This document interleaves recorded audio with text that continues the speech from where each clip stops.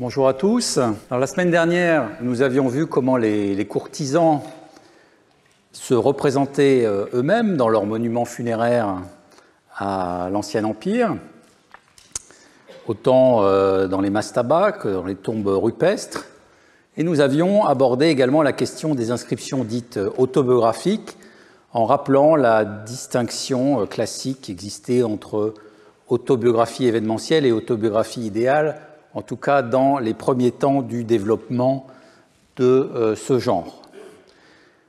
Alors nous allons poursuivre cette exploration de l'autoprésentation des courtisans avec l'évolution notable qu'on constate sur les stèles du Moyen Empire, et nous verrons ensuite comment se projette dans la société égyptienne ce modèle culturel du courtisan, de sorte à devenir un idéal de comportement par le biais des textes d'enseignement. Et donc c'est cette connexion entre le genre autobiographique et le genre sapiential qui sera au cœur de nos développements dans la deuxième partie de cette séance.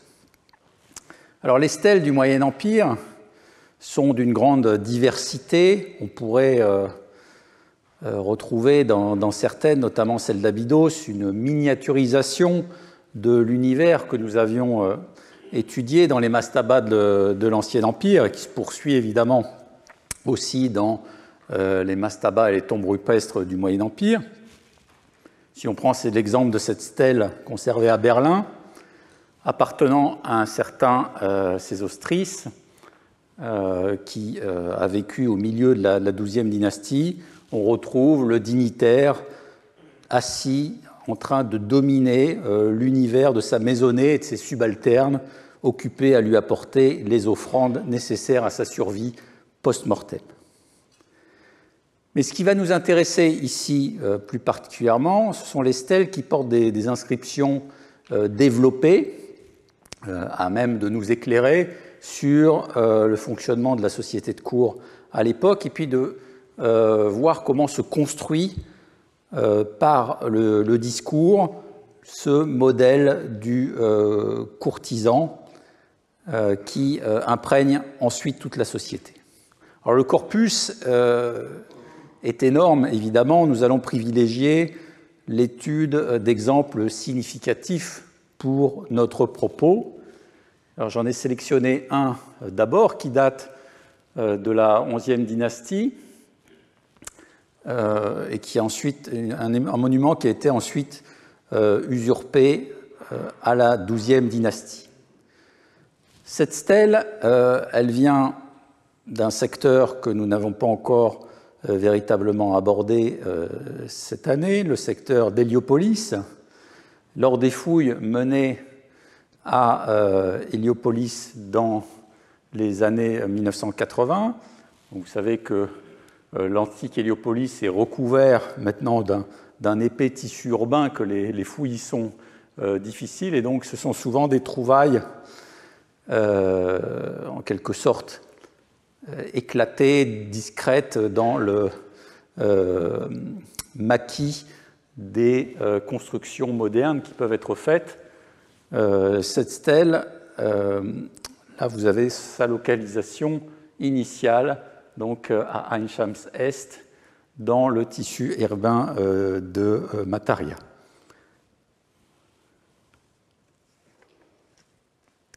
Alors le monument lui-même appartient à un certain Héni, la stèle avait été l'objet d'une publication par William Kelly Simpson, et elle a ensuite fait l'objet de nombreuses analyses, notamment récemment par Claire Somalino, qui lui a consacré un article en s'intéressant à ce que recouvrent précisément les fonctions du personnage comme directeur de la Basse-Égypte et grand chef du nome Eka Ange Est, donc un nome qui s'étend jusqu'à la limite orientale de l'Égypte, le personnage étant impliqué dans des expéditions vers les mines et carrières, ou alors possiblement dans des campagnes militaires contre des populations de l'est de l'Égypte qui menaçaient donc potentiellement la frontière. Donc c'est en tout cas l'analyse qu'en fait Claire Somalino. Vous avez ici une liste des titres principaux du premier propriétaire de la stèle, Eni. Donc il a des titres de cour. Il est Erpat Attia ou Attia, chef du pays tout entier. Il est aussi chancelier du roi de Basse-Égypte, directeur de l'audition des jugements, directeur des connus du roi. Donc, des titres qui le rattachent directement à des fonctions stratégiques, lui donnant nécessairement accès à l'entourage royal. Alors, cette place éminente de Eni à la cour et aussi l'identité du roi qui était au centre de cette cour nous sont fournis par un autre élément de la tombe du même personnage, en tout cas on le suppose, trouvé à proximité. C'est une architrave qui est au nom de ce même Eni, en tout cas on le devine, et qui porte également les traces d'une usurpation ultérieure. Alors, le texte a été étudié plusieurs fois, notamment par Ilin Tomic dans le volume The World of Middle Kingdom, dans le volume 1 Middle Kingdom Studies 1 en 2015, et est republié également par Claire Somalino. On nous dit, quant à cette tombe de la nécropole qui est dans le désert Djedit Ahad d'Héliopolis, c'est l'Horus Séhenri Tawir, le roi de Haute et Basse-Égypte Séhenri Bré, qu'il vive éternellement, qui m'a donné son emplacement en raison de mon efficacité, étant grand et estimé dans le cœur de sa majesté, plus que tout sien dignitaire qui était avec lui. Ô les vivants qui êtes sur terre et qui passez devant cette tombe, votre roi vivra pour vous, vos dieux vous loueront dans la mesure où vous direz, et puis on a la formule d'offrande classique. La phraséologie de ce passage reprend clairement celle de l'Ancien Empire. Elle insiste sur l'origine royale de la concession funéraire du personnage qui devait être situé à un endroit prisé dans l'environnement prestigieux d'Héliopolis et peut-être non loin d'une fondation royale. Alors, les inscriptions de l'architrave nous permettent aussi de fixer la date de la carrière d'Eni sous un roi Séhenri Ptaoui Séhenri Bré, dont l'identification demeure néanmoins difficile. Il y a toute une littérature sur cette identification. On le situe maintenant de manière relativement assurée entre Mentuhotep II et Amenemhat Ier, donc fin 11e dynastie, début 12e dynastie. Celui qui s'est réapproprié les monuments d'Eni s'appelle Reti Anr, mais il n'a fait que des modifications mineures sur le monument. Elles apparaissent en vert sur cette figure, et ainsi que pour les ajouts en rose. Donc c'est une figure que j'emprunte à l'article de Claire Somalino. Les ajouts ou les modifications concernent essentiellement la titulature et le nom du personnage et aussi certains personnages de l'entourage du propriétaire. Alors le fils de ce Reti Anr porte le nom de Sehetep Ibré Anr, donc formé sur le nom de couronnement d'Amenemhat Ier, et le personnage a donc vécu probablement sous ce règne et ou celui de son successeur Sésostris Ier.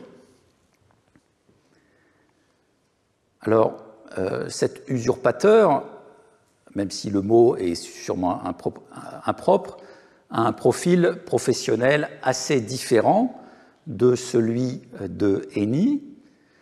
Il est directeur du temple, on pense évidemment au temple d'Héliopolis, directeur des scribes, prêtre lecteur en chef, prêtre sem et directeur de tous les pagnes royaux.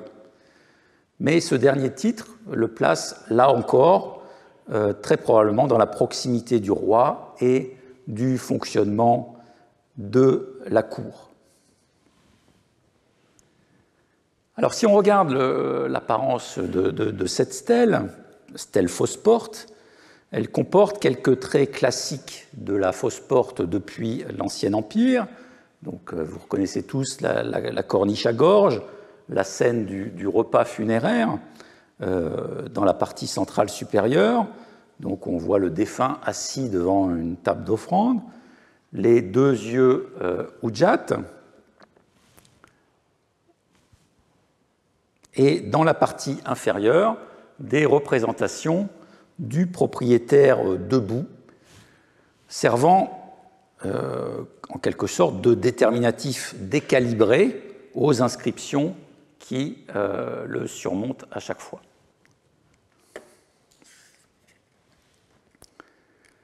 Alors, ce qui est frappant sur cette fausse porte, c'est que le propriétaire est représenté avec une grande variété d'attitudes, ce qui est relativement exceptionnel.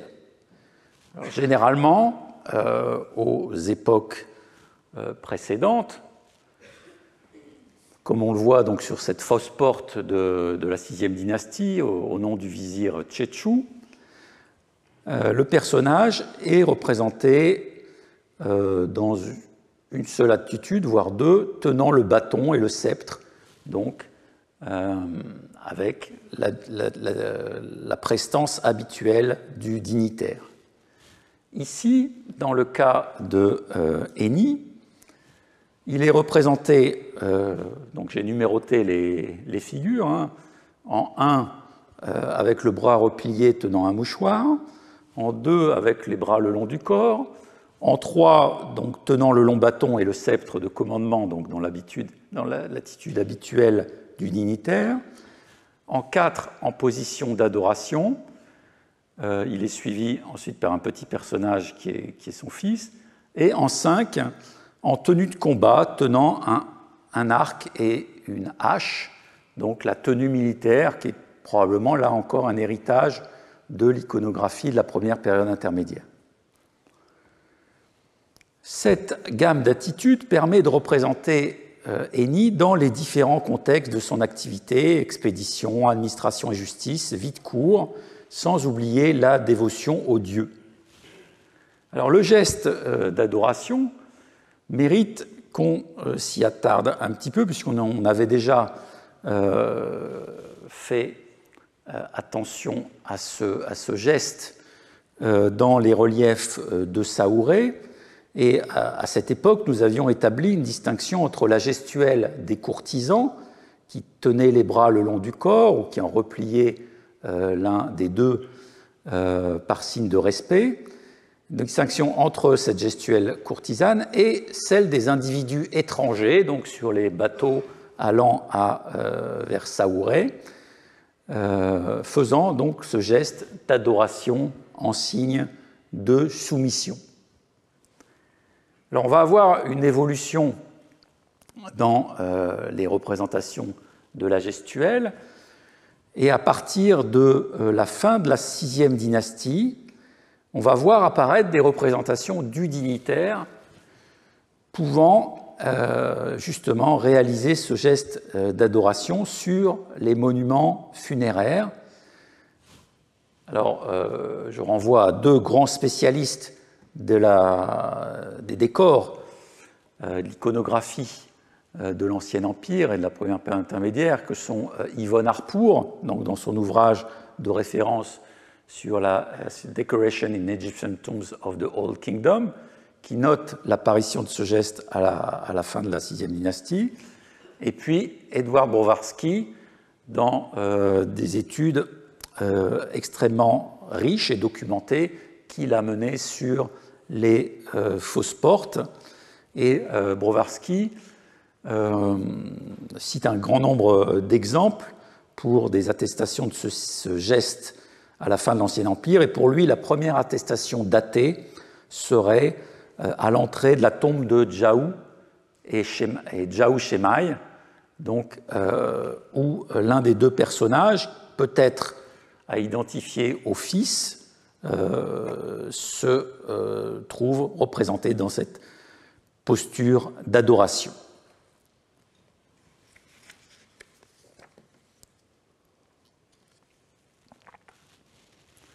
vous voyez qu'il y a, dans une apparente fixité des représentations, une évolution qui se fait jour dans ce qu'il est possible ou adapté socialement de représenter sur les monuments funéraires.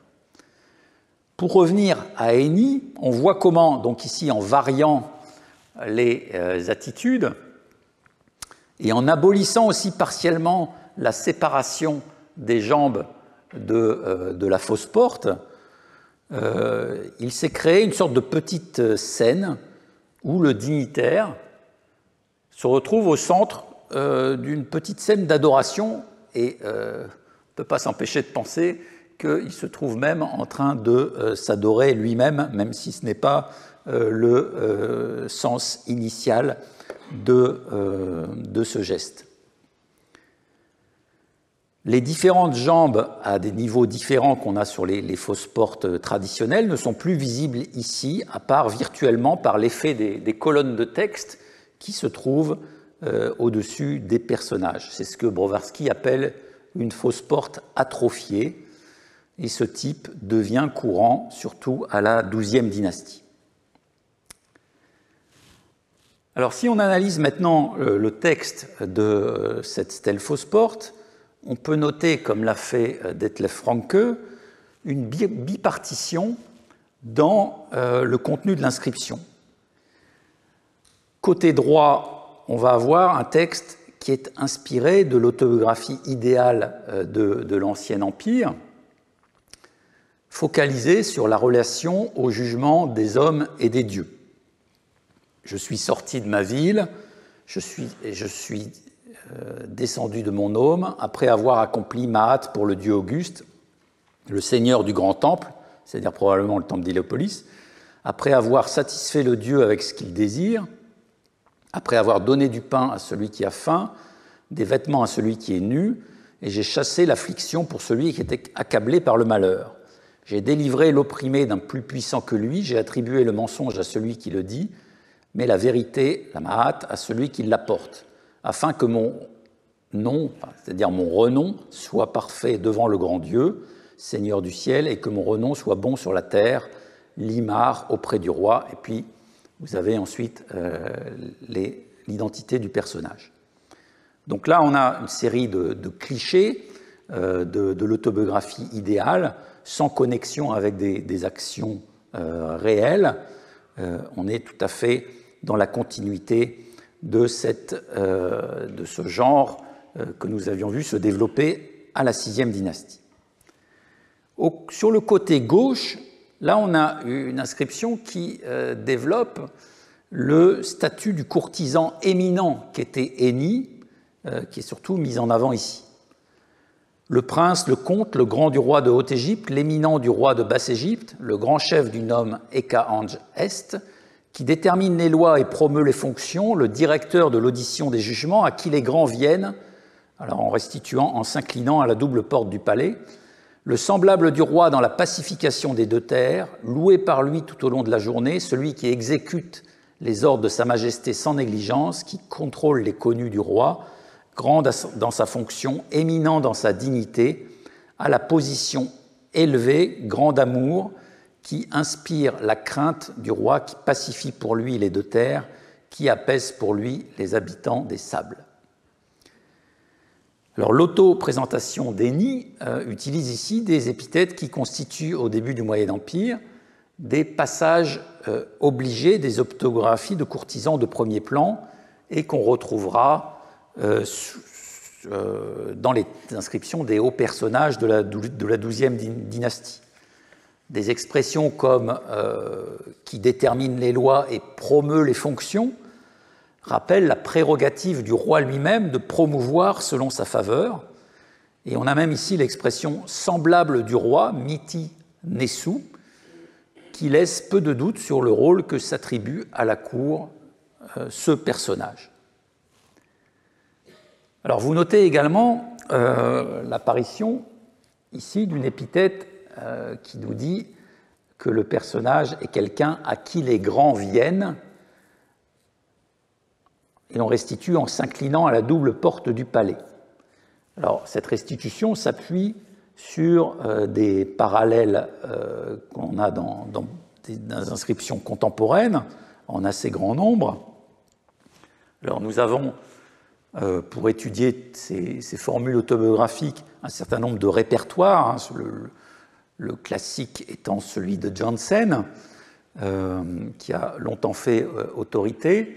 Et pour les épithètes du Moyen Empire, on a un ouvrage de Denise d'Oxay qui les inventorie, et elle a listé un certain nombre d'attestations de cette formule à qui les grands viennent en faisant la révérence, UNF Uru M Kesu, qu'on retrouve dans des inscriptions qui se trouvent sur des stèles, mais aussi dans des récits d'expéditions où les personnages s'auto-célèbrent en développant également un portrait d'eux-mêmes utilisant ces épithètes autobiographiques.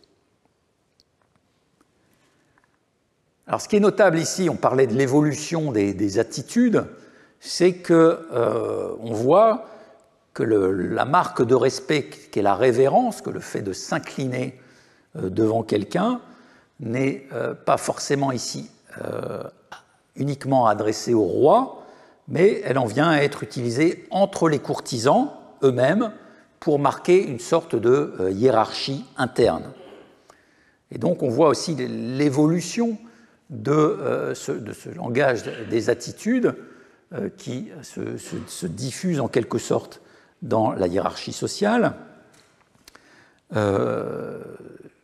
Et si l'on se place même à un autre niveau, on peut noter qu'au sein de communautés plus restreintes, non pas à la cour royale, mais de domaines contrôlés par des potentats locaux, on va utiliser ce langage de l'attitude respectueuse pour marquer ces qualités internes. Donc ça devient en quelque sorte une qualité de comportement en société. J'en donne deux exemples dans l'inscription d'un autre Eni du début de la XIe dynastie. Il se présente comme quelqu'un aimé constamment dans la maison de son maître, qui se montre respectueux dans son domaine. Et dans la stèle de Merer, qui est conservée à Cracovie, qui avait été publiée par Czerny, l'attitude respectueuse, le fait de plier le bras, devient une qualité au même titre que l'éloquence et les qualités intellectuelles. Le passage nous dit « On ne m'a pas craché dans les yeux du fait de mon éloquence, de la justesse de mes pensées, de mon attitude respectueuse, du fait que je pliais le bras. » Donc on voit que le respect d'une étiquette de la gestuelle se convertit socialement en une sorte de politesse respectueuse à l'adresse des supérieurs, placée au même titre que des qualités de comportement. Et là, j'y vois, même s'il ne faut pas évidemment forcer le trait, un processus où les manières de cours, l'étiquette, se convertissent en vertu morale, en modèle de comportement social. Alors revenons à nos stèles.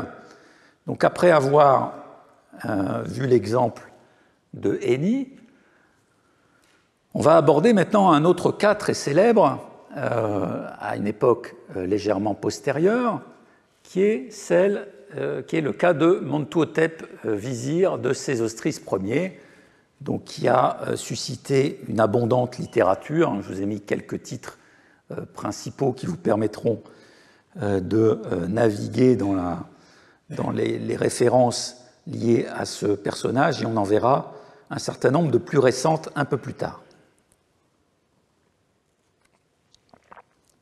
Alors Mentuhotep nous est connu principalement sous son titre de directeur des choses scellées.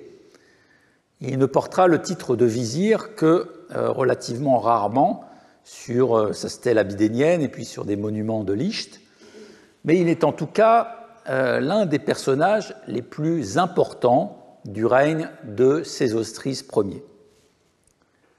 Donc on est en plein âge classique de l'Égypte. Et cette éminence grise, en quelque sorte, de Sésostris va jouer un rôle fondamental.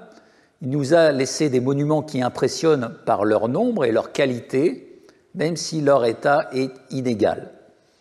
Et nous allons donc d'abord essayer de donner un aperçu de ces monuments pour voir la surface, entre guillemets, de ce courtisan à cette époque.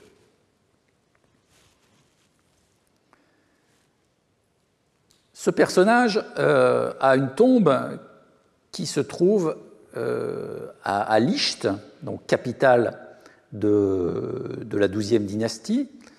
Sa tombe est située à proximité du début de la chaussée menant à la pyramide de Sésostris Ier et à l'est donc du temple funéraire de la pyramide.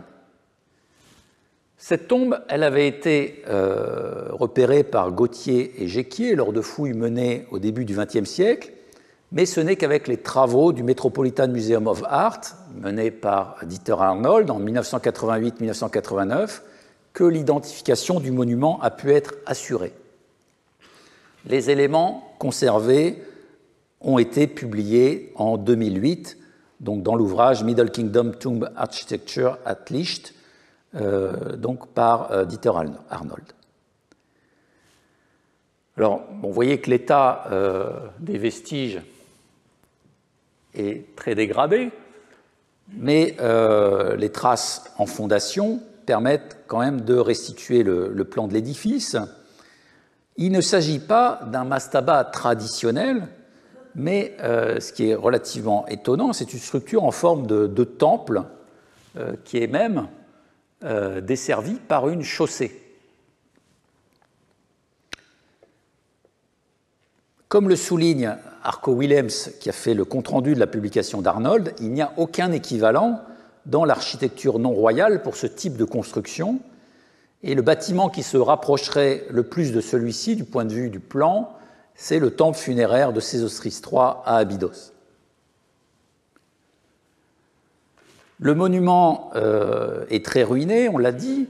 Les murs de l'édifice, qui étaient en briques crues, étaient autrefois pourvus d'un parement en calcaire décoré de reliefs, dont on a conservé certains éléments très limités. On perçoit simplement des fragments de représentation du personnage en dignitaire. Donc on voit ici la main du personnage tenant le bâton et puis des éléments de son nom Montuhotep sur certains fragments. Alors sur le côté sud du bâtiment se trouvait une série de salles annexes qu'Arnold identifie à des maisons de prêtres. Des fragments d'une dizaine de statues du personnage en taille réelle, soit assises, soit en scribe, ont été aussi découvertes. Elles se trouvaient probablement disposées en rangées dans l'édifice. Elles n'ont pas été encore publiées, mais l'une d'entre elles, donc, montrant précisément donc, Montuhotep en scribe, a été illustrée dans un article de Dieter Arnold. On peut en tout cas faire un rapprochement avec les statues de Montuhotep que nous verrons installées à Karnak. Alors on parlait de la structure originale de cette tombe. Donc on voit qu'on a un parvis à piliers qui donne ici accès à une chapelle à l'ouest. Et juste au-dessous de la chapelle centrale se trouvait donc la tombe, les chambres funéraires de Montuhotep, qui abritait non pas un, mais deux sarcophages, donc l'un en granit et l'autre en quartzite. Celui qui est en quartzite est détruit en des centaines de morceaux. Et ces deux sarcophages sont destinés à Montuhotep. On a également une boîte à canopes en quartzite. Vous avez des images du sarcophage ici en granit de Montuhotep et le dessin qui en a été réalisé. Et l'intérieur du sarcophage de granit est recouvert de stucs soigneusement décorés de textes funéraires, donc textes des pyramides, textes des sarcophages et des frises d'objets. Ces textes ont été publiés par Jim Allen en 2021.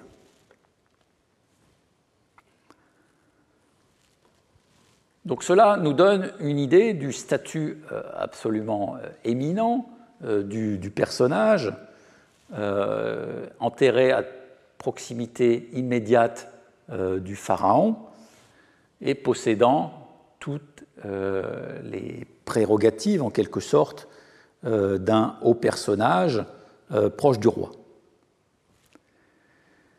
Alors, ce statut éminent ne se limite pas à Licht, puisqu'à Karnak, Montuhotep a aussi laissé son empreinte.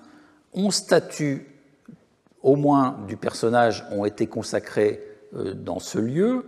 Certaines ont été découvertes dans une favissa, une cachette située dans la tribune du quai de Karnak, qui avait été découverte par les chercheurs du Centre franco-égyptien d'études des temples de Karnak dans les années 1970.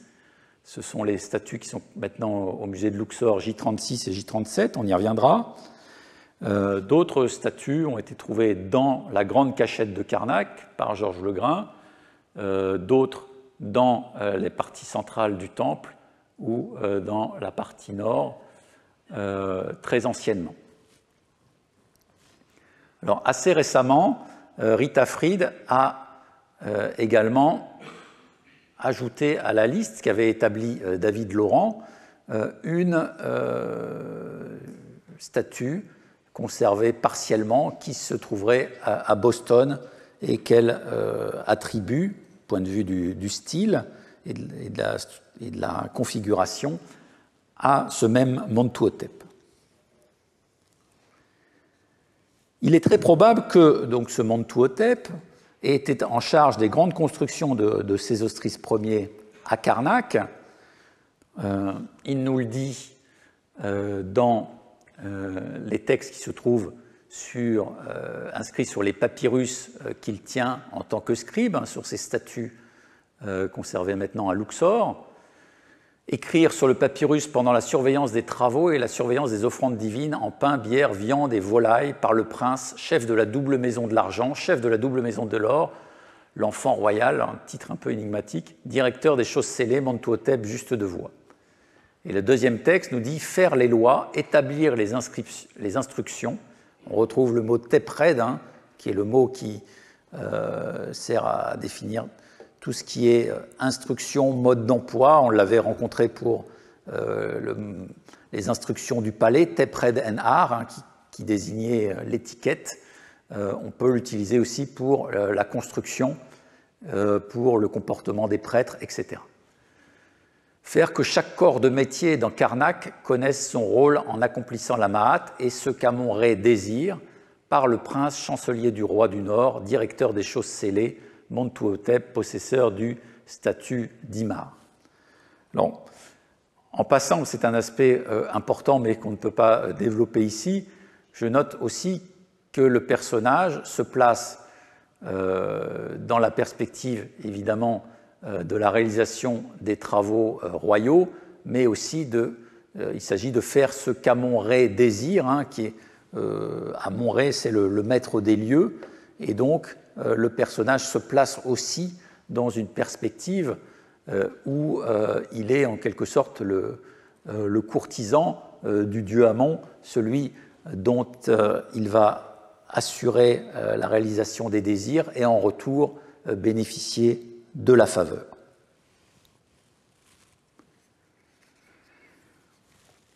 Alors, étant donné le rôle central de Montuhotep dans l'activité constructrice sous Sésostris Ier, ce dont témoignent ses statues, et le nombre de monuments qu'il a pu laisser, on ne peut pas s'empêcher de mettre en rapport, même si ce n'est pas de manière directe, son rôle avec la réalisation d'un des grands monuments du règne de Sésostris Ier à Karnak, c'est-à-dire la construction du grand château d'Amon. Une scène donc, de ce grand château d'Amon, de Sésostris Ier, qui a été publié, reconstitué par Luc Gabold, a été reproduite au Nouvel Empire, mais on peut en avoir aussi un aperçu de l'état primitif grâce à l'assemblage de blocs que vous avez à l'écran. Donc, on doit à Luc Gabold d'avoir fait le tri dans les différents états de l'évolution de ce monument, depuis donc, cet état initial et les différentes copies qu'on a au Nouvel Empire. On a ici le roi représenté dans une grande scène d'audience royale, sur son trône, coiffé du pschent, tenant la massue edge et un long bâton. Donc il se trouve assis sous un dais. Et immédiatement à droite, on a un long texte dont nous avons des traces des deux premières colonnes qu'on peut restituer ainsi, en suivant aussi évidemment les copies ultérieures.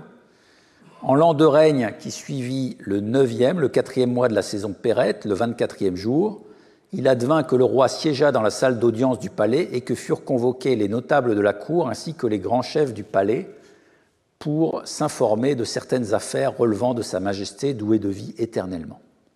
Or donc, et donc le texte se poursuit.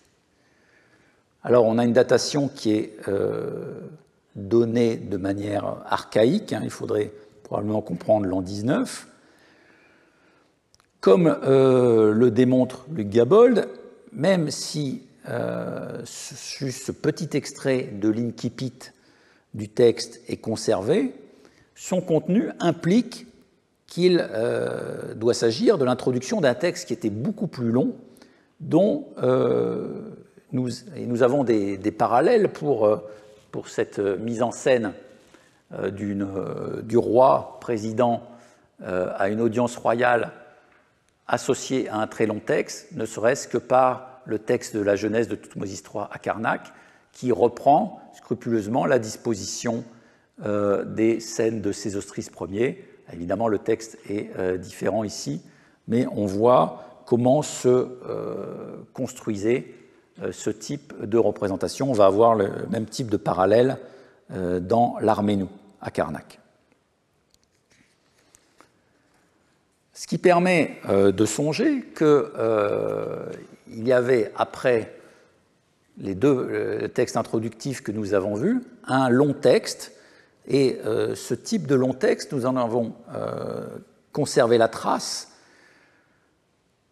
attribué à Sésostris Ier, dans un document qui est copié sur un rouleau de cuir conservé actuellement à Berlin, qui date du règne d'Amenhotep II. C'est un récit qui est relatif à une construction du même roi Sésostris Ier, non pas à Karnak cette fois-ci, mais à Héliopolis. Mais vous savez que Karnak se veut une réplique, en quelque sorte, du temple d'Héliopolis. Ce texte, c'est le récit donc, de la prise de décision du pharaon de construire le temple d'Héliopolis. On en avait déjà évoqué la structure générale. L'an 3, le 3e mois d'Areth, le 8, sous la majesté du roi de Haute et de Basse-Égypte, Répercaré, fils de Ré, Sésostris, défunt vivant à jamais. Apparition du roi, coiffé du pschent, pendant que se tient une séance dans la salle d'audience. prendre conseil de son entourage, les courtisans, ces mérous du palais, et les dignitaires, ces roux de la place privée, du cabinet. Donner des ordres à la suite de l'audition, prendre conseil en les informant.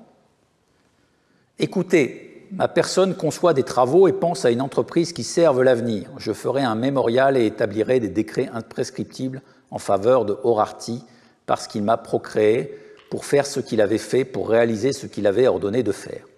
Et ensuite, il y a un long passage dont je vous fais grâce, avec une sorte d'autoglorification du roi. Et ensuite, on a la réponse des courtisans qui disent « Où est ta bouche? Sia est avec toi. » Ou c'est une sorte de parole créatrice divinisée. Sia, c'est la connaissance absolue personnifiée. Prince, ce qui arrive, ce sont tes projets. Quand apparaît le roi en unificateur des deux plaines pour tendre le cordeau dans ton temple, il est enrichissant de regarder le matin. C'est une activité utile à la vie. Alors là, on a les courtisans qui sont dans leur rôle classique dans ce type de texte qu'on appelle les Königsnovelle, les romans royaux. Ils servent en quelque sorte à créer une sorte d'effet de réception intermédiaire entre le discours du roi et l'audience, le public qui va lire ou se faire lire l'inscription. C'est-à-dire il valide, il verrouille en interne en quelque sorte la valeur du discours du pharaon. Et c'est un dispositif qui est constamment utilisé dans ce genre de texte pour souligner l'efficacité de la parole royale. Alors, dans la deuxième partie du texte, le roi va reprendre la parole et va appeler ceux qui vont réaliser les travaux. Chancelier, trésorier de l'or et de l'argent, supérieur des secrets des deux couronnes, celui qui a pris ton conseil, c'est celui qui va faire le travail tel que ma personne a voulu qu'il soit. Tu en seras le directeur qui agira selon mes vœux. Le métier est l'affaire de l'homme soigneux, il appartient à celui qui n'est pas paresseux. Toute œuvre dépend ou appartient à de l'intelligence. L'homme d'action, c'est celui qui peut rendre efficace. Ton heure, c'est le moment d'agir. Sera selon tes besoins en décrets, en matériaux, etc. Que soient prises les mesures concernant les ouvriers pour construire comme tu auras décidé. Et ensuite, le roi va se rendre sur le terrain, tendre le cordeau pour fonder l'espace qui va servir à la construction du temple.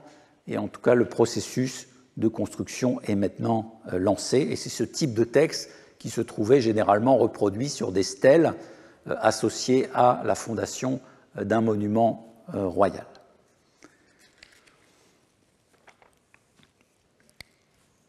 Alors, il existe un débat égyptologique sur la date de la composition de ce texte.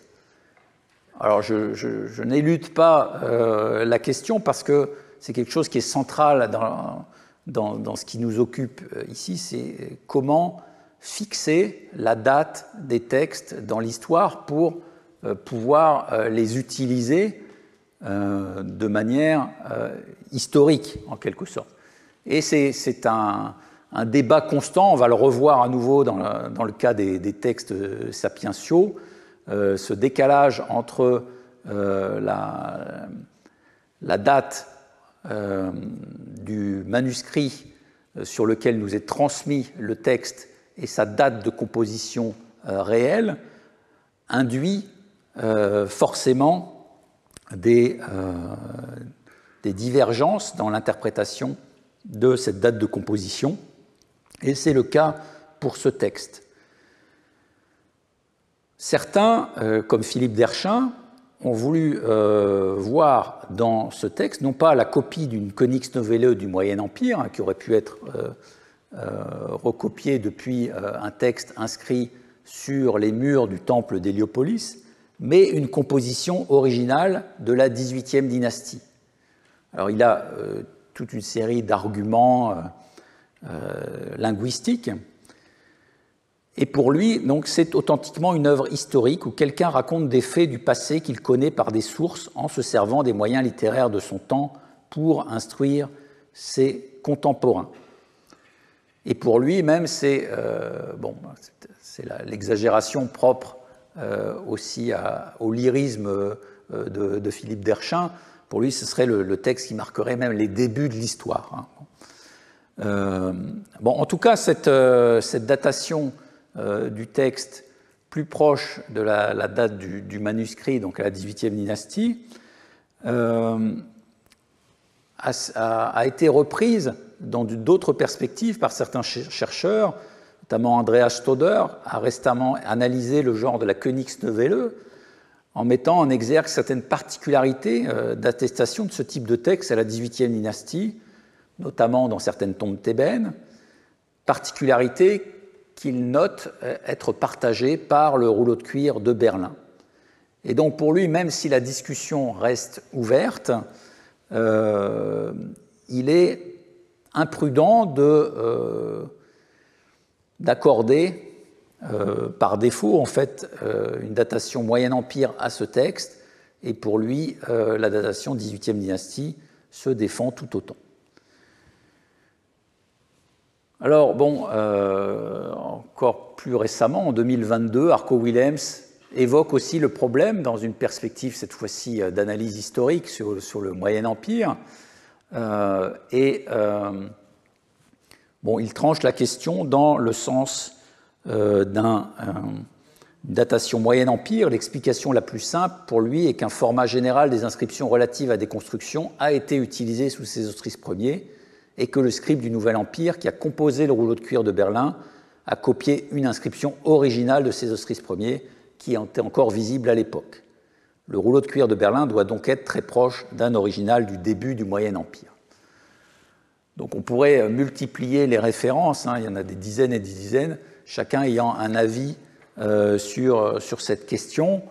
Donc, à mon sens, effectivement, l'existence de ce type de scène, clairement ancrée dans le Moyen Empire, puisque c'est un original de Sésostris Ier, les parallèles de Königsnovelle qu'on a aussi sous le règne de Sésostris Ier, notamment à Tod, permettent légitimement de penser que ce type de texte existait de manière contemporaine du règne de ce pharaon du Moyen Empire.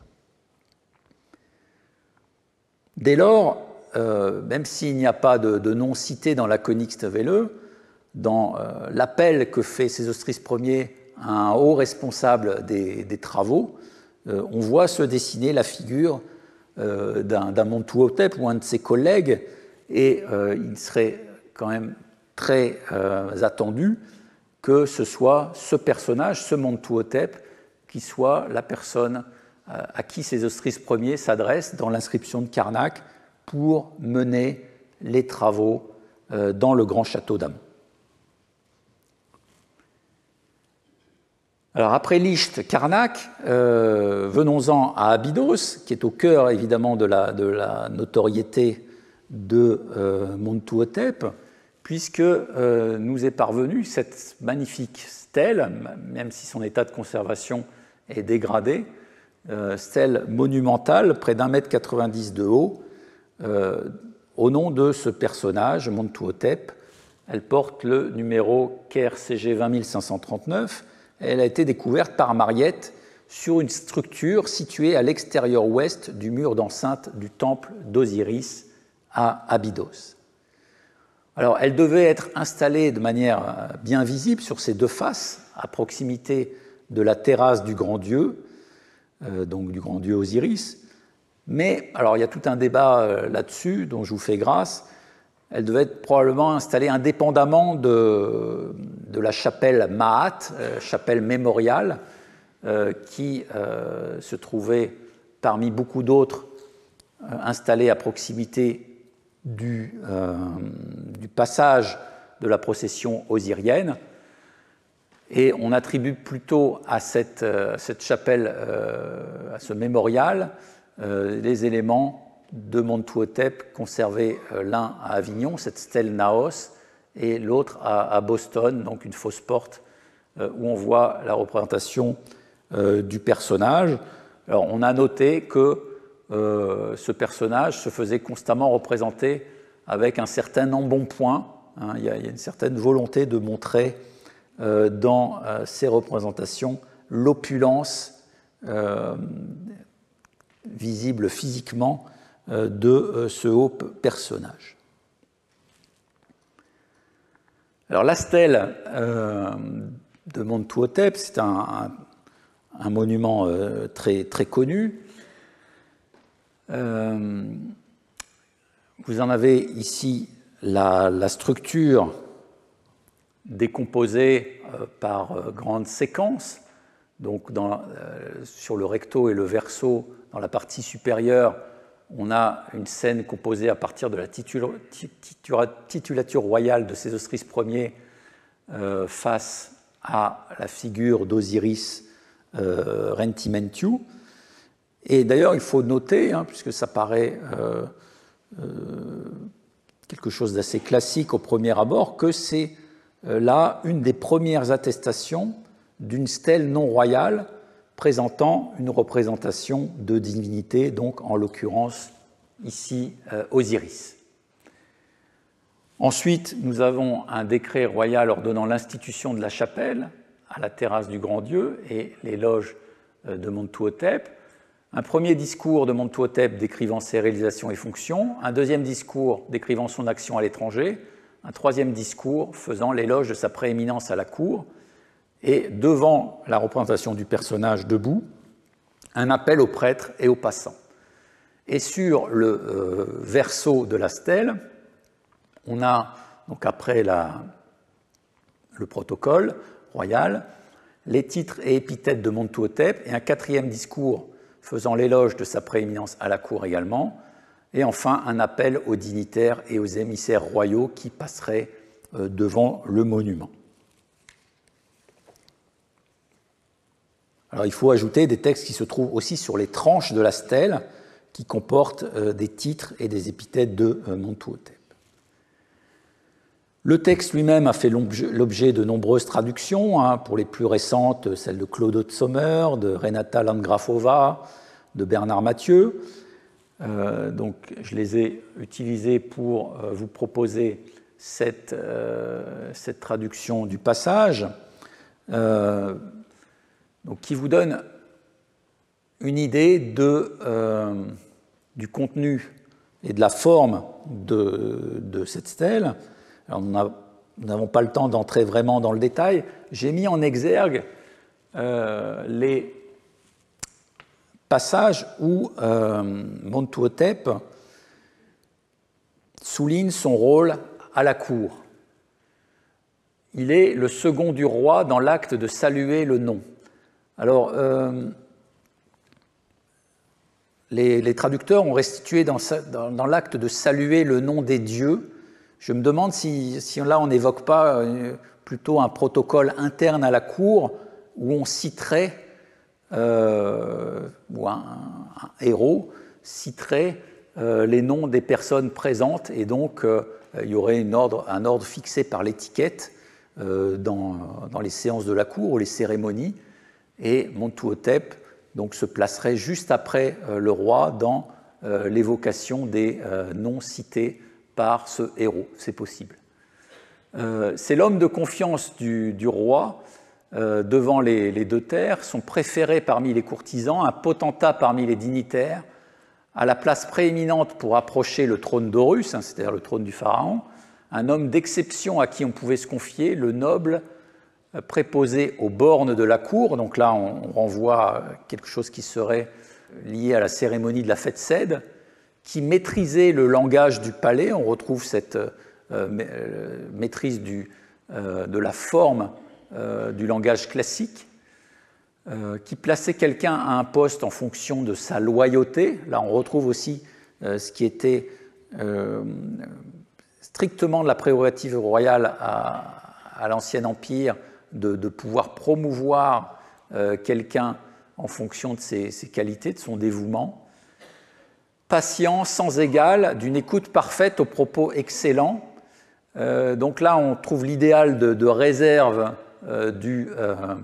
du courtisan, celui qui sait se contrôler, qui sait écouter, et aussi celui qui sait parler ensuite à bon escient.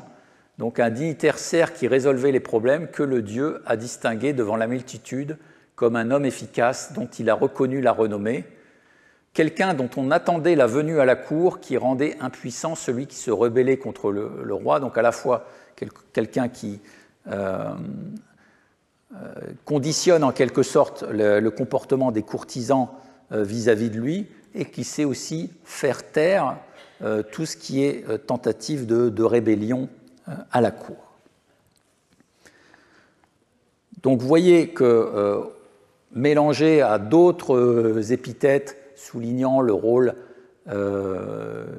judiciaire, notamment du vizir Mentuhotep, on a le portrait très finement ciselé du parfait courtisan, qui est à la fois l'homme de confiance du pharaon, mais qui sait aussi, en quelque sorte, contrôler l'ensemble de la cour et réguler, en quelque sorte, les comportements dans ce monde très policé qu'est le monde des courtisans. Alors, un autre passage est assez intéressant. Je le cite rapidement. « J'étais quelqu'un qui parle librement selon sa voix dans le palais du roi, qui préside à faire taire les courtisans, quelqu'un d'unique pour le roi de Haute-Égypte, sans égal, celui qui élevait la Mahat au palais, le grand porte-parole du bien, le seul à être grand, celui qui nourrissait les Rérites, c'est-à-dire la population, vers qui les grands venaient en s'inclinant à la double porte du domaine royal. » On retrouve la formule qu'on a vue tout à l'heure. Ce qui m'intéresse ici, c'est cette formule « je suis quelqu'un qui parle librement, littéralement selon sa voix, Medou er Rerouef ». C'est une expression qui s'est développée énormément dans les textes de la première période intermédiaire, dans l'autobiographie du célèbre Ortifi, hein, ce chef de guerre, dont on avait évoqué au tout début de nos travaux l'autobiographie.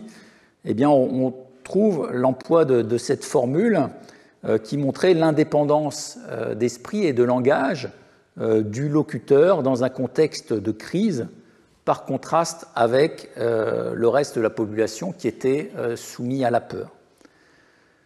Alors on voit qu'ici, cette phraséologie de la première période intermédiaire, elle est réinjectée dans un contexte qui est celui, cette fois-ci, de la cour, d'un microcosme social où le personnage affirme là, sa latitude acquise grâce à la confiance du roi pour réguler en quelque sorte les crises internes qui pouvaient s'y produire.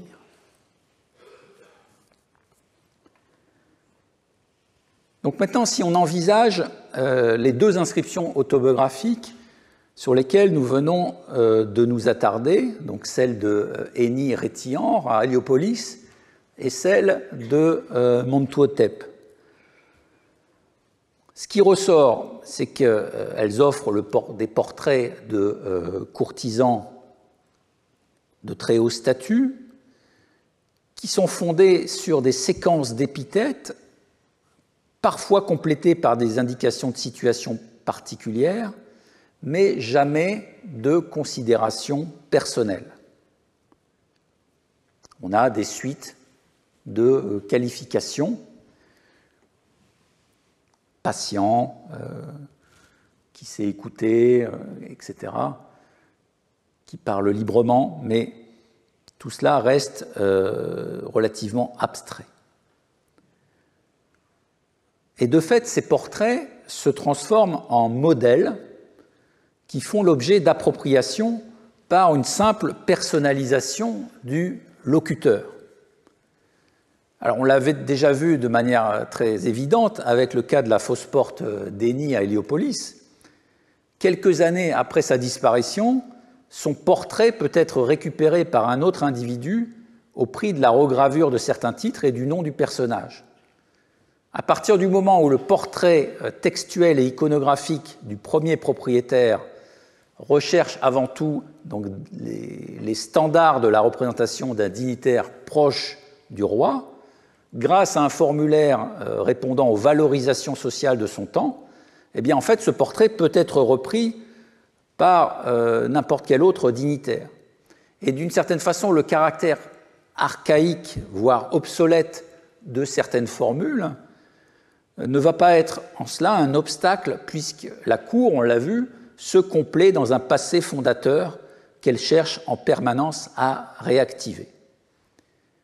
La stèle de Montuhotep reprend plusieurs séquences d'épithètes de celle d'Eni, notamment qui promeut les fonctions, par exemple.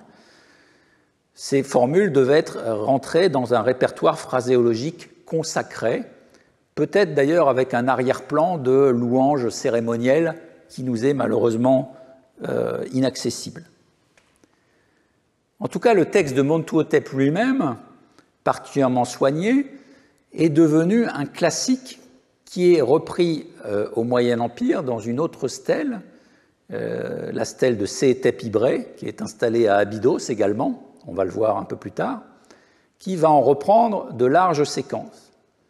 Et aux époques ultérieures, elle va servir de mine de création textuelle pour beaucoup d'autres autobiographies, notamment, je pense à la stèle de Carès, au début du Moyen Empire, du Nouvel Empire, pardon, 18e dynastie.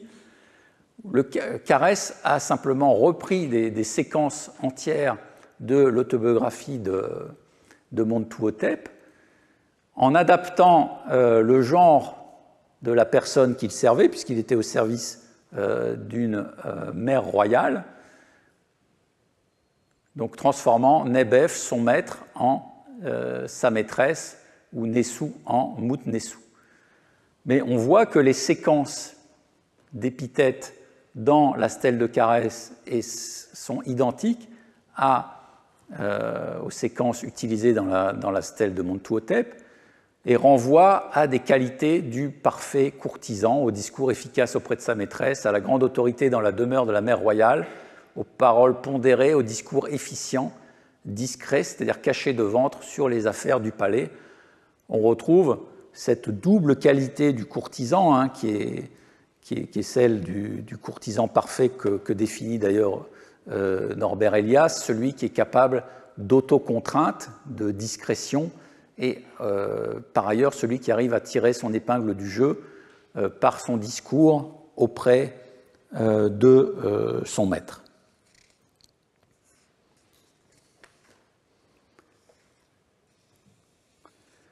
Donc, le passage des autobiographies au statut d'œuvre recopiée et adaptée va être patent aussi avec un exemple célèbre, celui des autobiographies d'Asyut, donc celle de Jeffahi Hapi, le grand personnage ayant dominé la vie locale d'Asyut sous Sésostris Ier, et puis les tombes contemporaines ou datant de l'époque héracléopolitaine, ces textes ayant été recopiés sur papyrus et ont connu une transmission très longue puisqu'on a retrouvé des copies d'époque romaine à Teptunis dans le Fayoum. Donc, ce qui m'intéresse ici, c'est la notion de portrait modèle qui émane de ces textes autobiographiques, et cela crée un lien naturel évidemment avec le genre sapiential, le genre des enseignements, des textes de sagesse. Alors cela a été rappelé tout récemment par Pascal Vernus dans un ouvrage que j'ai déjà cité comme une somme de références sur ce type de texte, Sagesse de l'Égypte pharaonique, paru en 2001 avec une deuxième édition largement augmentée en 2010. Donc cet ouvrage nous donne à la fois un état des lieux sur le corpus des sagesses et un point de départ pour voir ensuite quelles avancées récentes ont été réalisées sur ce type de texte dans les 15 dernières années. On va avoir l'occasion de le voir. En tout cas, dans ce volume, Vernus évoquait les liens entre genre biographique et genre sapiential en parlant de consanguinité. Il disait que ces autobiographies et sagesse ont en commun de mettre en œuvre un système de principes éthiques, les unes pour poser et les prescrire, les autres pour les présupposer en proclamant l'application exemplaire. bien plus jusqu'au Nouvel Empire, à tout le moins, elles proviennent du même milieu social, comme le montre leur interpénétration. Alors on a un exemple très évident de cette interpénétration des genres, c'est la stèle de Séhétep-Ibré, KRCG 20538, qui reprend, je l'ai évoqué tout à l'heure, de grands passages de la stèle de Mentuhotep, qui était installée dans le même contexte à Abydos. Il faut s'imaginer aussi que ce qu'on a dit sur l'émulation qui existait entre courtisans dans le secteur des mastabas menfites devait aussi exister dans le contexte de la terrasse du grand dieu à Abydos. C'était à celui qui allait avoir le plus beau monument, la plus belle stèle, le texte le plus riche, l'autobiographie qui reprenait de manière la plus accomplie les classiques de l'autoprésentation.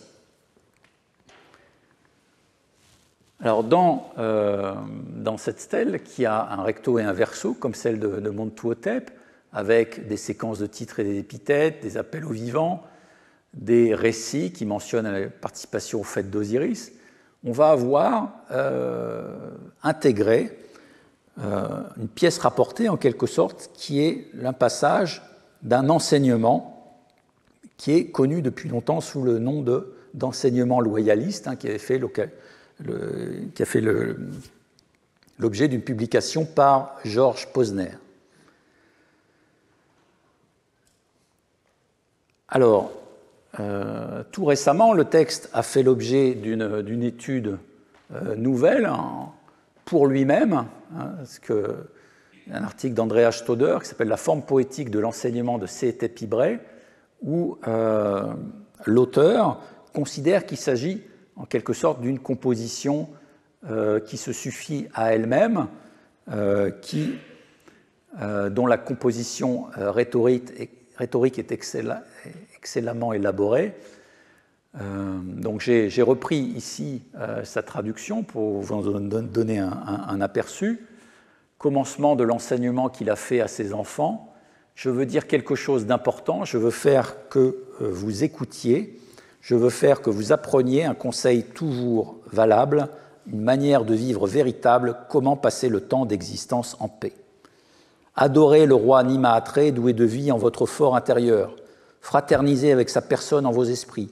C'est Sia qui est dans les cœurs, ses yeux scrutent chaque intérieur, c'est Ré par les rayons duquel on voit, par nature il illumine le double pays plus que le disque.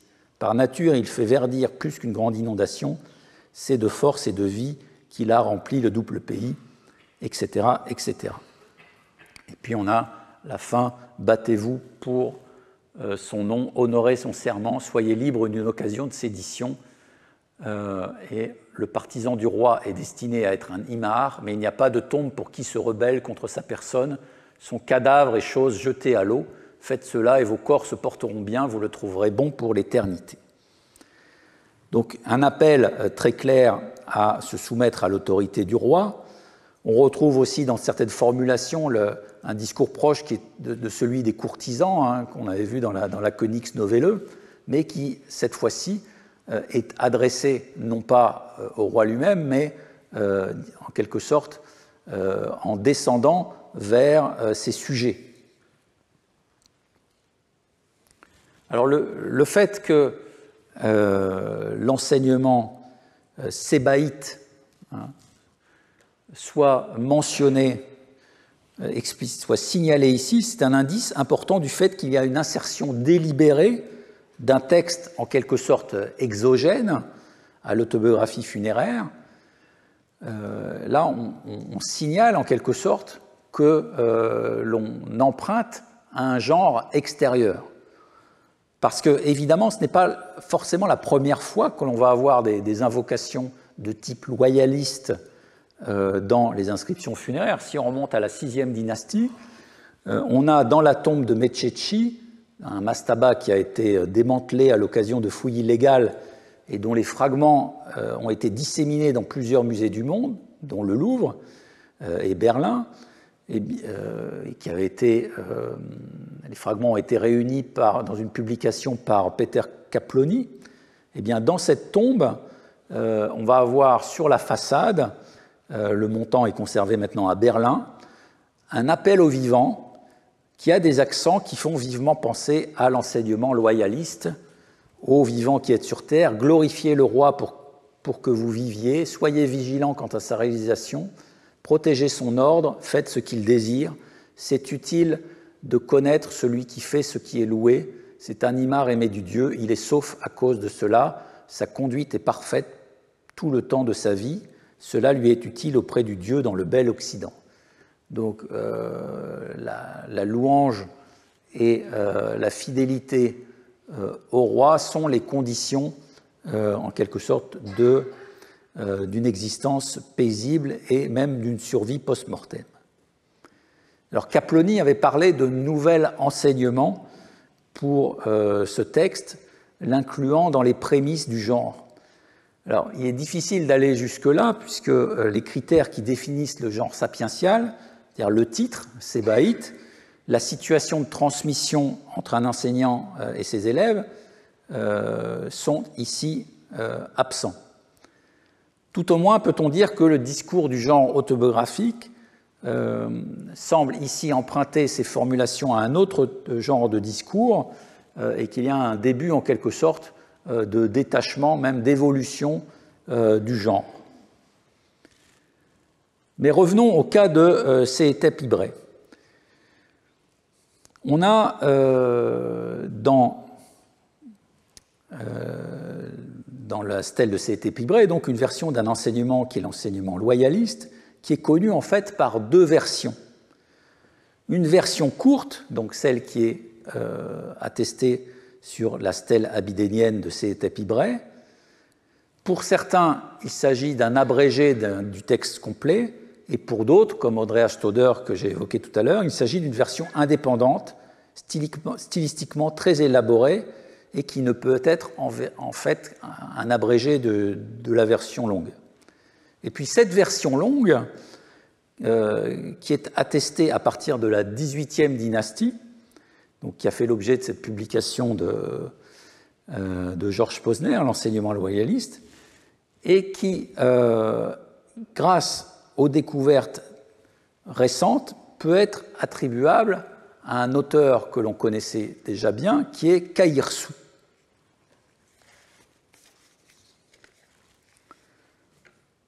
Alors Kahirsou, c'est un auteur bien connu. On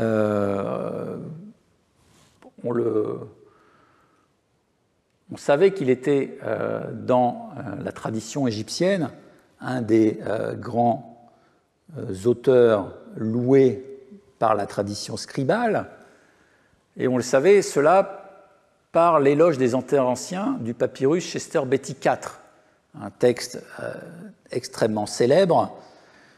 Je le cite ici dans la traduction de Pascal Vernus.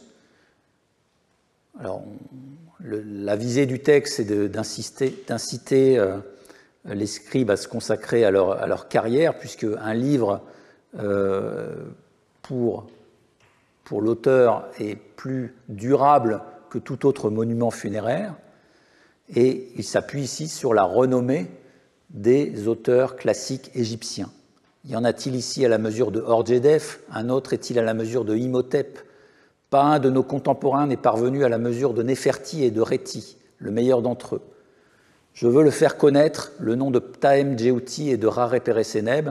Un autre est-il à la mesure de Ptahotep, de même pour Kahirsou. Ces savants qui annonçaient l'avenir, ce qui est sorti de leur bouche s'est réalisé. Si on en a apprécié la valeur, c'est à travers des formulations écrites dans leurs livres.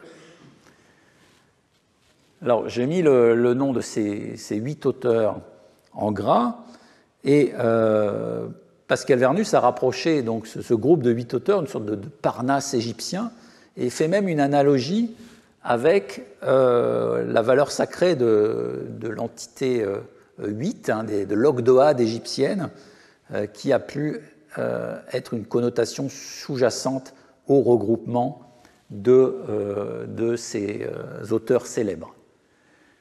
Alors ce Kahirsu, il était aussi représenté dans la série des personnages illustres de ce qu'on a longtemps appelé le monument d'Arécie, hein, donc un fragment de paroi en hommage aux hommes célèbres, probablement issus d'une tombe ramesside de Saqqara.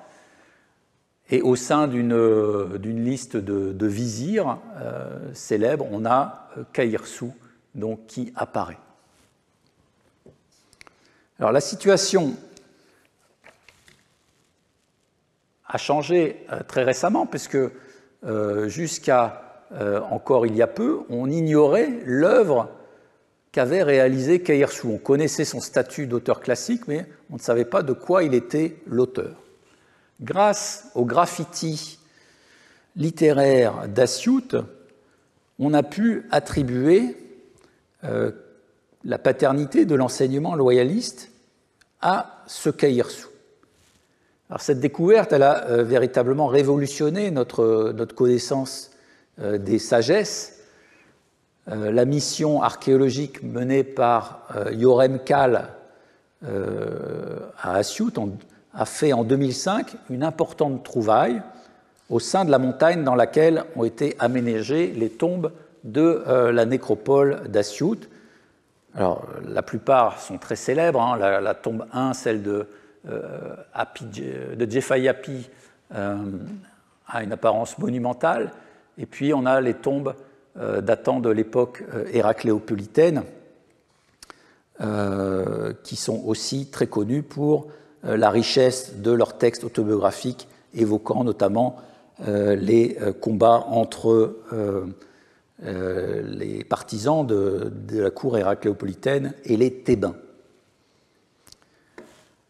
Dans les dégagements réalisés en 2005, la mission de Yorem Kal a découvert une nouvelle tombe, la tombe N13-1, qui se situe ici, qui appartenait originellement à un personnage qui s'appelait Itib-Ib, ou Itib-A, ou Itib Iker, selon les versions, qui a vécu sous la période de réunification de l'Égypte, hein, pendant le règne de Mentuhotep II.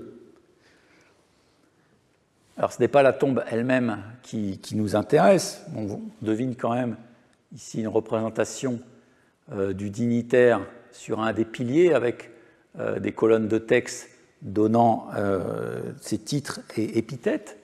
Ce qui nous intéresse ici, ce sont les graffitis qui ont été ajoutés à la XVIIIe dynastie par des scribes qui ont laissé des traces très visibles de leur visite sous la forme de graffitis de visiteurs, hein, ces formules qui sont bien connues à l'époque, soit sous forme de copies d'extraits d'enseignements, d'anthologies scolaires comme la Kémite, ou d'œuvres classiques comme l'hymne au Nil ou la prophétie de Néferti.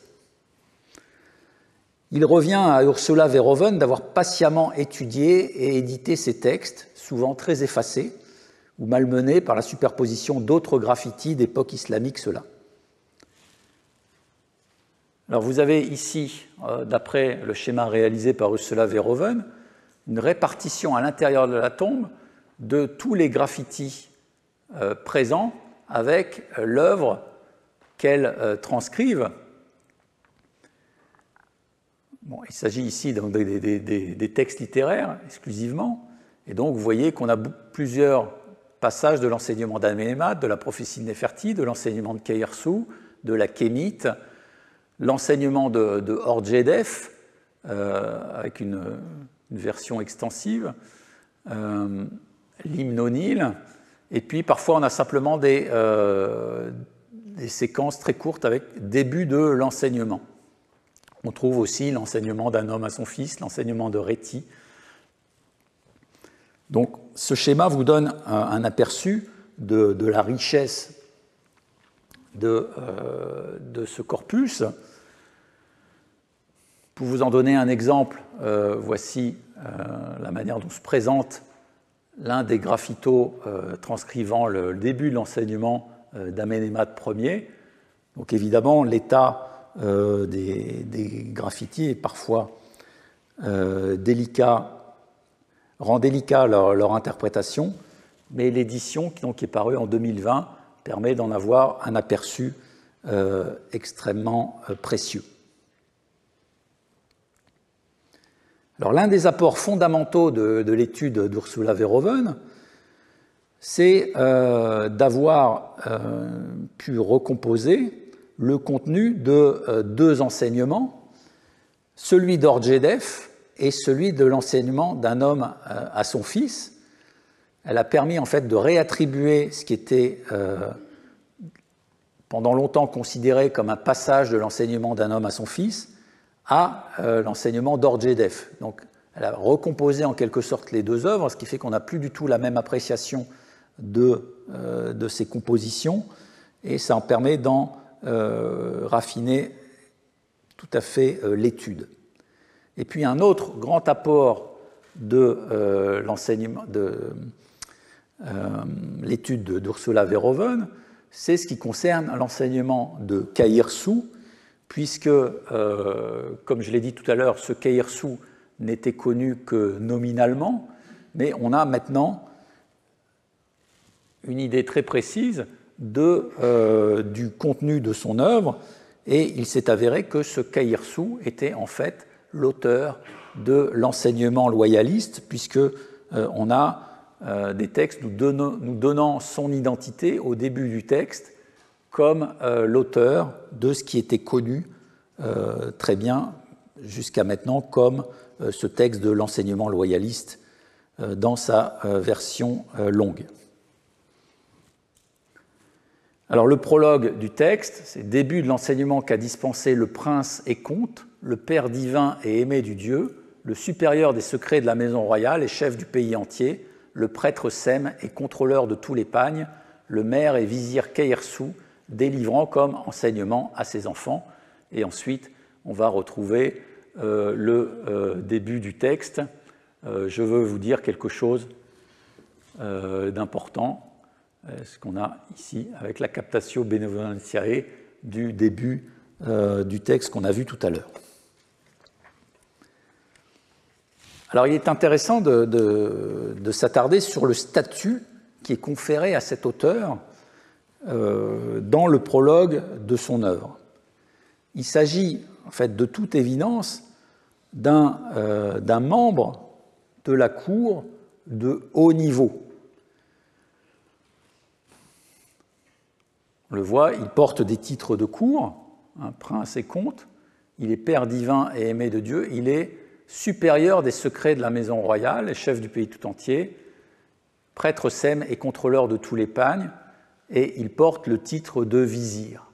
Donc c'est un indice du haut statut du personnage comme appartenant, on pouvait s'en douter étant donné le contenu du texte, à la haute élite dirigeante et donc à la cour royale. Alors c'est le cas d'un grand nombre d'auteurs fictifs, entre guillemets, d'enseignement. Si l'on compare les titres attribués à Ptahhotep, donc l'auteur des maximes de Ptahhotep, qu'on peut attribuer cette fois-ci de manière certaine au Moyen Empire, on a des titres qui sont relativement proches. Dans une étude qu'a menée Friedrich Hagen sur l'instruction de Ptahhotep, il a détaillé les attestations des titres portés par Ptahhotep selon les manuscrits. Donc le manuscrit Pris, le papyrus Pris, qui est le plus connu et le plus complet, et puis les autres versions qui sont pour une bonne part très postérieures. Et il montre que les titres les plus récurrents sont les 4 premiers, Iripat, Attia, Itnetcher, Merinetcher, qu'on va retrouver aussi dans la titulature de Kaïrsu, et on va retrouver aussi ce titre de vizir, aussi de Eri Secheta Pernesu, donc dans les titulatures postérieures. Donc il y a une grande similitude dans les statuts sociologiques, en quelque sorte, de ces auteurs d'enseignement. Dans ce type de texte, c'est avant tout la cour qui parle aux élèves. Donc le modèle qui va être transmis dans cet enseignement, c'est le modèle émanant directement du centre du pouvoir, et donc le modèle comportemental des dignitaires, des courtisans. Alors, ce qui est assez frappant quand on regarde la manière dont les scribes sont venus à la XVIIIe dynastie investir le lieu dans cette pratique d'épigraphie secondaire, c'est qu'ils ont, dans un certain nombre de cas, associé ces textes émanant de l'élite de la cour à des figures qui pouvaient en quelque sorte les incarner, même si les personnages, le propriétaire de la tombe n'avait pas de lien direct avec les auteurs fictifs des enseignements. Dans ces schémas, on voit comment les graffitis sont venus se superposer aux figures des dignitaires, en quelque sorte, comme si on voulait, un lien s'établissait entre la nature du texte sapiential et le statut même de ces dignitaires anciens représentés dans la tombe. Alors, pour conclure pour aujourd'hui sur cette question de l'enseignement de Keirsou, j'évoque rapidement un point qui reste épineux, c'est la question de la date de cet enseignement dans sa version étendue, qui n'est attestée qu'à la XVIIIe dynastie, et la date d'un certain nombre d'autres textes, comme l'enseignement de Réti, l'enseignement d'Aménémat, l'enseignement d'un homme à son fils, l'enseignement pour Méricarré, qui ne sont connus que par des témoignages de la XVIIIe dynastie. Il y a un débat très animé depuis, on va dire, 2 décennies sur la question de l'ancrage chronologique de ces enseignements. Alors, comme je le disais tout à l'heure au sujet du rouleau de cuir de Berlin, cet ancrage historique a quand même une importance essentielle pour nous dès qu'on veut analyser le contenu de ces compositions dans une perspective sociologique. En quoi reflète-t-il la structure et les modèles sociaux en vigueur dans la cour du Moyen Empire. Pour le résumer rapidement, on a un certain nombre d'auteurs qui, par des analyses linguistiques et en utilisant aussi certains critères extralinguistiques, veulent voir dans ces compositions scolaires des compositions datant de la XVIIIe dynastie. Alors on trouvera beaucoup d'éléments dans 2 ouvrages, l'un collectif édité par Gerald Moers et d'autres collègues, issu d'un colloque Dating Egyptian Literary Texts, paru en 2013, et dans l'ouvrage de Andreas Stoder, Linguistic Dating of Middle Egyptian Literary Texts, où un certain nombre donc, de ces auteurs appuient les datations tardives des enseignements considérés jusqu'à présent comme des enseignements du Moyen Empire. En 2017, Carl Jansen-Viken a publié un compte-rendu détaillé de ces ouvrages en mettant en cause une partie des arguments évoqués et en relativisant donc cette volonté de dater tardivement les enseignements. Alors, il y a toute une série de considérations dans lesquelles je ne peux pas rentrer en détail. La situation est que, à l'heure actuelle, on se retrouve en quelque sorte face à un choix cornélien et souvent dans une impossibilité réelle de trancher. Joachim Quack, dans sa sagesse, en tout cas dans un article qu'il a publié sur la sagesse en Égypte en 2021, précise qu'à l'heure actuelle, de bons arguments sont fournis pour conserver les dates les plus anciennes, donc d'après l'analyse de Jansen-Winkel, mais le débat reste ouvert. Je vous remercie, je vous souhaite de très bonnes fêtes de fin d'année et je vous retrouverai en 2025.